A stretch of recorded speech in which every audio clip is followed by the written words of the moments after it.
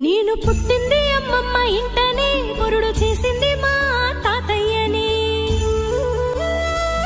పేరు పెట్టింది మా అమ్మమ్మని, ముందు పిలిచింది మా నానమ్మని.